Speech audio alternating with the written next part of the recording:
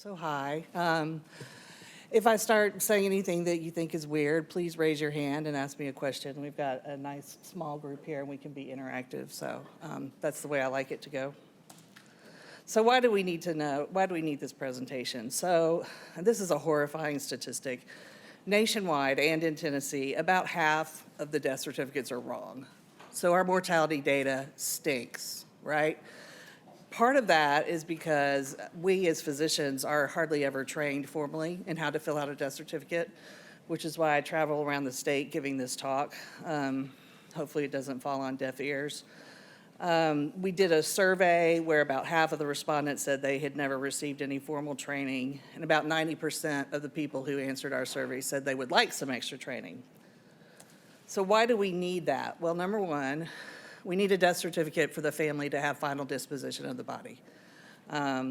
We have had cases where the death certificate has not been signed by the doctor and the family had to delay their funeral arrangements. Number two, there are significant implications for death benefits. And one example that we have now is there is a FEMA death benefit. If COVID shows up on a person's death certificate, their family can be reimbursed up to $9,000 of funeral expenses. The other important thing to keep in mind with insurance companies is that lots of people have double indemnity policies. So if they have an accidental manner of death, their life insurance will pay out twice as much money as if it's a natural cause of death. And then finally, and I alluded to this before, the death certificate's where we get our mortality data. It's what informs our public health efforts. It's how research monies are allocated. It's important stuff, and we have really pretty poor quality data. So, this is what not to do. So these are all real death certificates. These don't mean anything, right? These are all totally nonspecific. They mean nothing. The middle one says cardiopulmonary. There's not even a noun in that one. So I try to urge people to include at least one noun in their death certificates and the cause of death. Everyone in this room is going to die of a cardiopulmonary arrest, right? At least once. It's going to happen. So putting it on the death certificate is totally unnecessary. It's true. Most of us probably just once. Anyway, the next one reads, and you read them from top to bottom, cardiac arrest due to acidosis due to leukocytosis. So that could be anything. This person could have had pneumonia. They could have had leukemia. They could have had a leukocytosis because they had been shot in the head and developed meningitis. These death certificates are no good. They're not helping us. So what's the mechanism? How do we pull that data out? Well, first, the doctor certifies the death certificate and fills out that cause of death statement. Next, it goes to the state, to vital records, where it's registered by the funeral home. Then it's transmitted to the CDC. The CDC assigns ICD-10 codes to it, and they can assign up to 21 different codes per death certificate, depending on what's written on those lines. And that's where we get our mortality data. This is stuff that people just don't think about, so here I am to tell you about it. So I'll talk a little bit about our medical examiner system. In Tennessee, each county has a medical examiner who is a medical doctor who's appointed to decide who gets sent for autopsies and to sign off on those non-natural deaths. So in most natural deaths, the primary care doctor should be the one signing the death certificates, even if they're not physically present at the time of death. All we need on the death certificate is the diagnosis that most likely caused that person's death.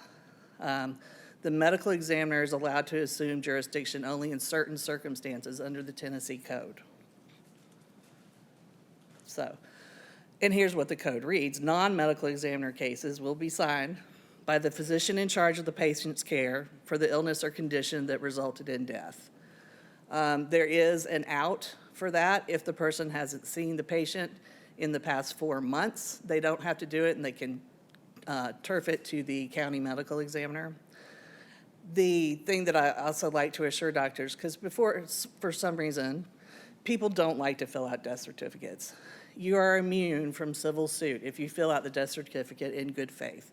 However, if you fail to consistently fill out death certificates, your license can be disciplined by the board. So it's in your best interest to go ahead and fill out that death certificate. You can always call us and ask us what you should put. So the medical certification of death, this is the doctor's part that they fill out, is to be completed within how close to the day of death? Any guesses? Anybody have experience with this? So the law says 48 hours. I mean, the law also says I drive 70 miles an hour on the interstate. So you can take that for what it's worth. We try to get it as close to 48 hours as we can. Our median time right now is around 9 or 10 days. So let me tell you, there's 48 hours.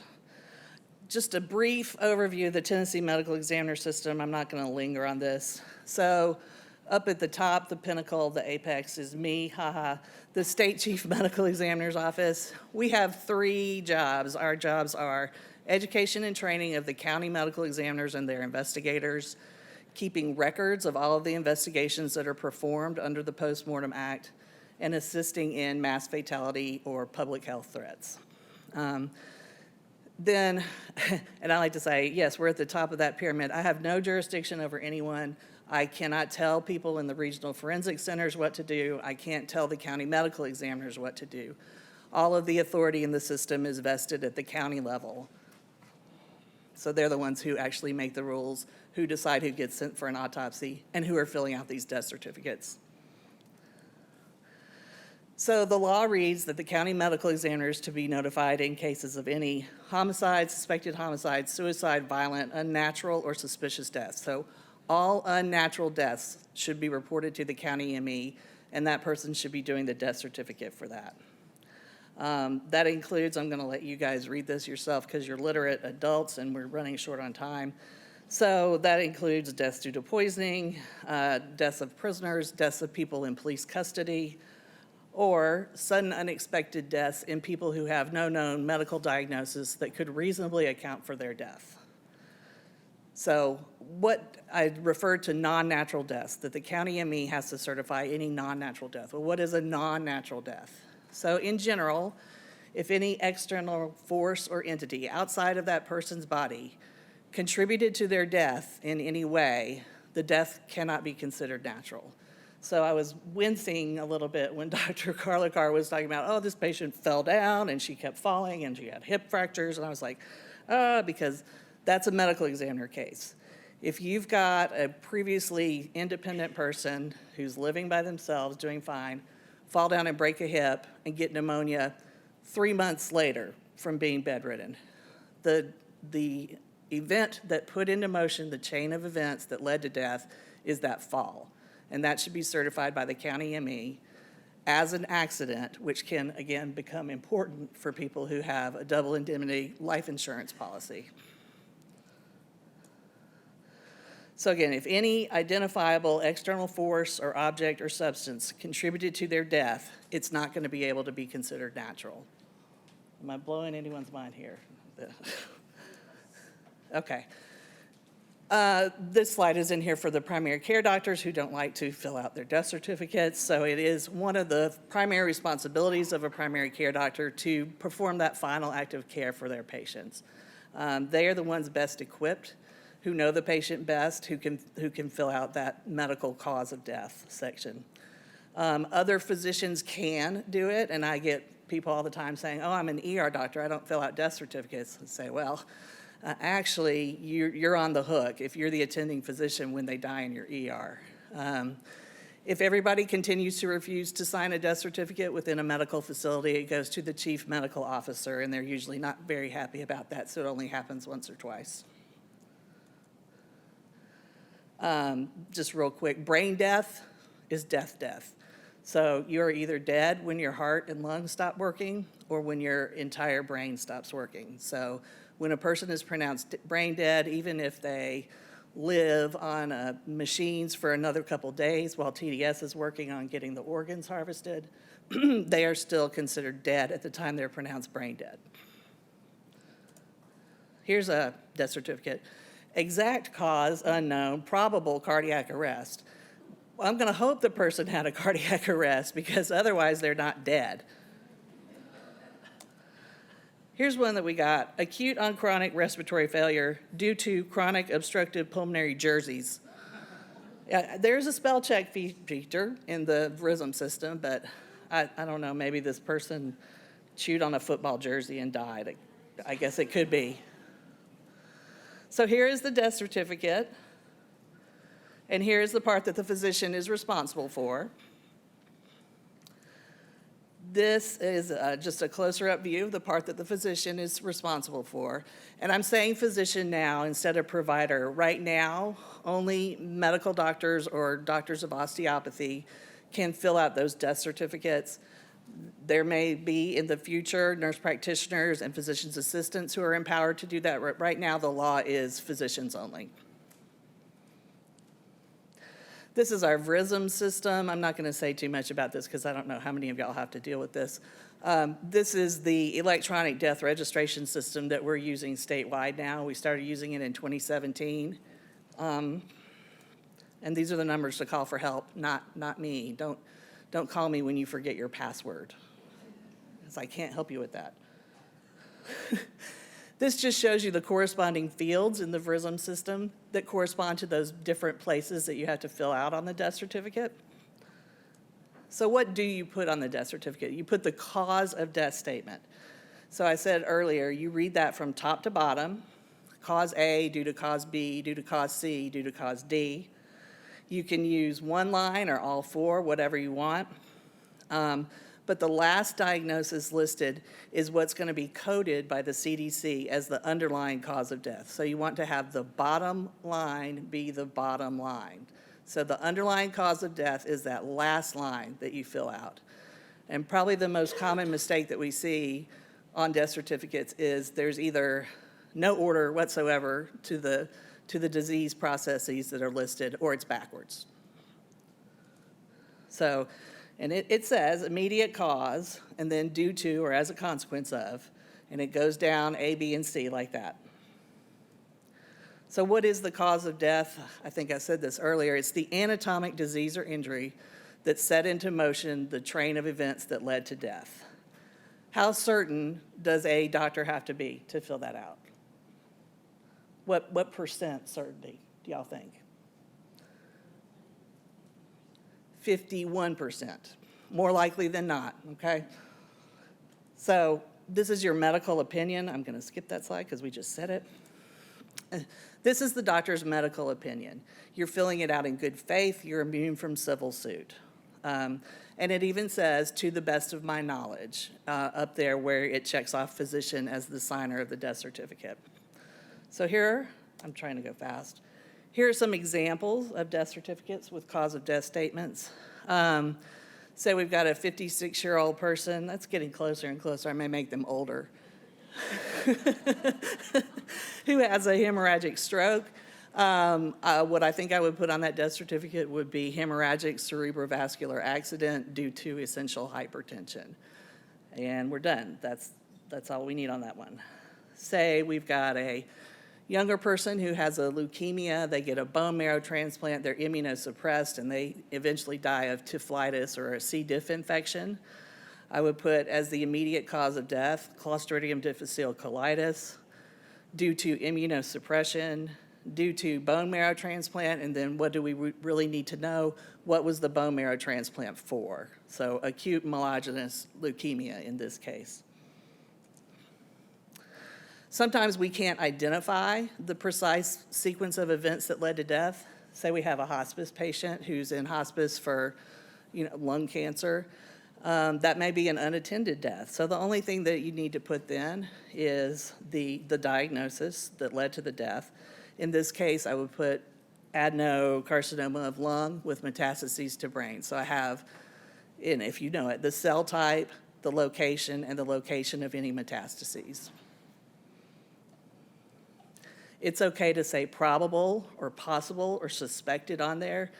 The dirty little secret is the CDC will still code it as the ICD-10 code as if that word probable or suspected weren't there. But I use this just to kind of cushion me a little bit when I'm not entirely certain of what the cause of death is. So say we've got an 86-year-old person with a known AAA that they did want to have operated on. They're found deceased at home with a distended abdomen. One thing you could put would be probable ruptured aortic aneurysm due to atherosclerotic cardiovascular disease. So I referred to this before. In a cancer-related death, the CDC really wants the primary site, the cell type, and the sites of any metastases, if you know them.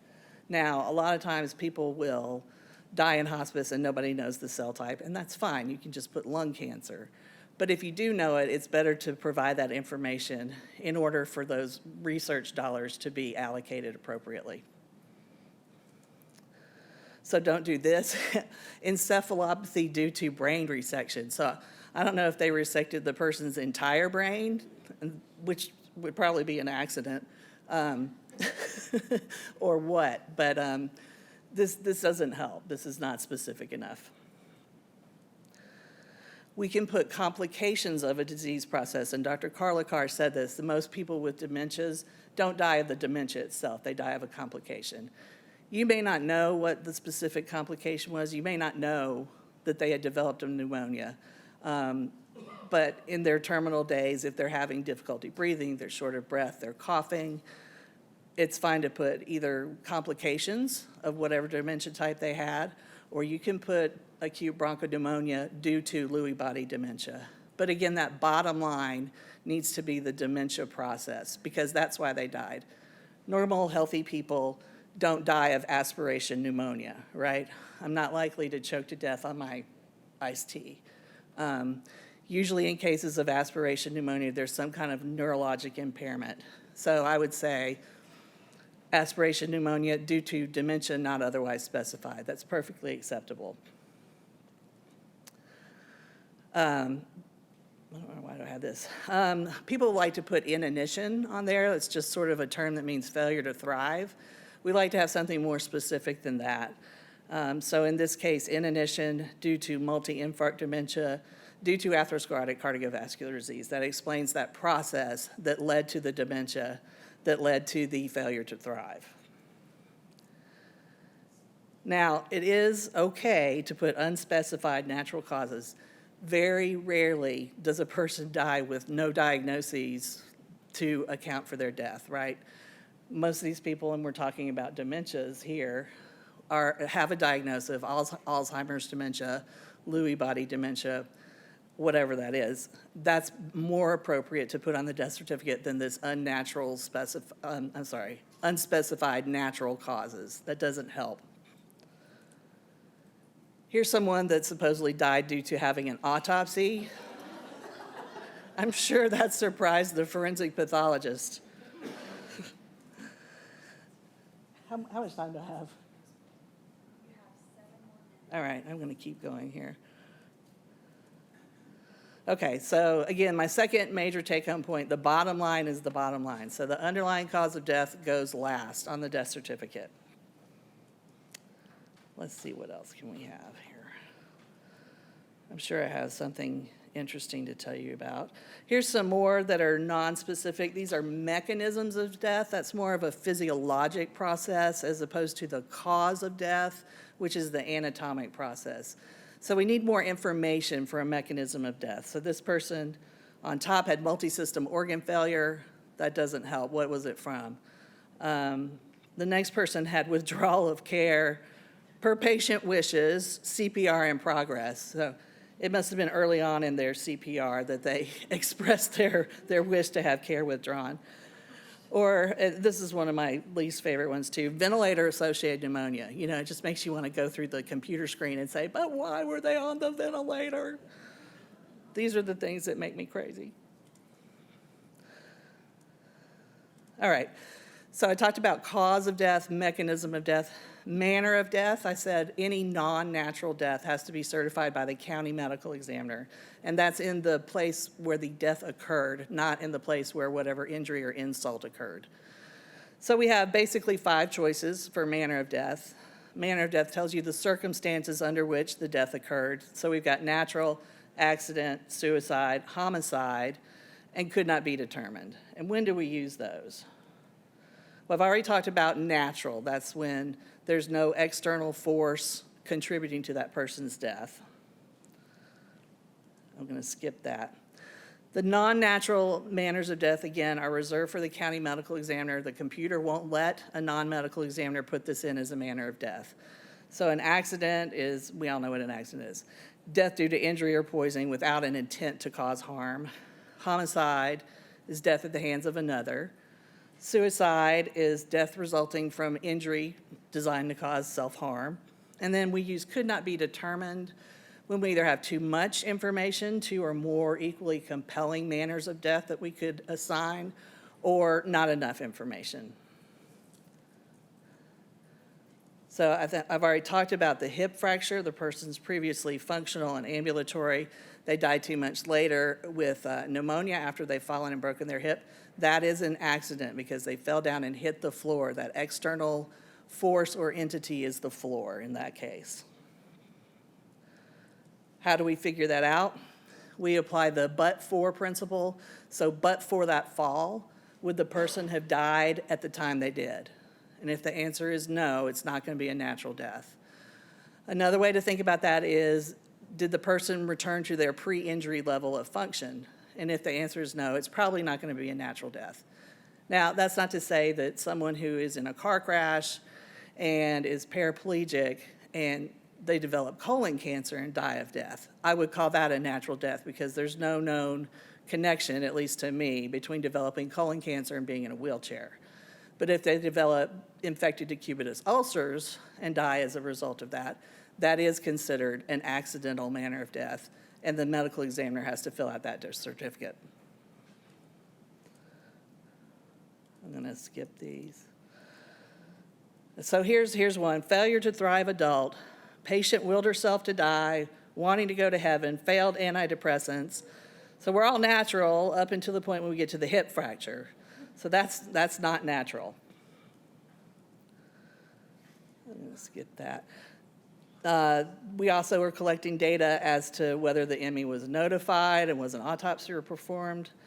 We're also collecting information if a person died within 1 year of being pregnant, and we've established a maternal mortality review team that's probably about 2 or 3 years old, I think, by statute. After we started collecting this, the legislature decided to fund Medicaid funding for the entire year after pregnancy. I think you're nodding, am I got it right? Yeah. So that's important to include on there too. This is someone who was being was adamant that the person got lung cancer due to the smoking, but then when they got to the tobacco use part of the death certificate, they waffled a little bit. It says probable tobacco use. Maybe they were smoking something else. I don't know of anything else that gives you cancer, though.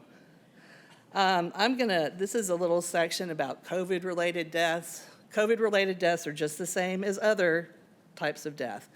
So if you are a person who is in hospice dying of lung cancer, and you're on your way to hospice, and a tiger jumps out and mauls you, that's not going to be an accident. I mean, that's not going to be a natural cause of death. That's going to be an accident. So similarly, if you are a person with lung cancer in hospice and you catch COVID, and the COVID is what pushes you over the edge, the COVID is properly listed as that underlying cause of death. Does that make sense? Here's a little bit more realistic, real-world example. Someone develops a duodenal ulcer and bleeds to death while they're in hospice, meantime dying of lung cancer. You're not going to put the lung cancer as the underlying cause of death, I would hope. You're going to put the perforated duodenal ulcer. Here are my COVID slides. Oh, this is. I just had to tell you all about this one. This one's good. Post-cardiac arrest syndrome. Now, to me, post-cardiac arrest syndrome means dead. But this doctor made this up, and I bless him for it because I love it. But I assume this person had a cardiac arrest and lingered on for a few days. But I do. That's one of my new favorite phrases now, post-cardiac arrest syndrome. All right.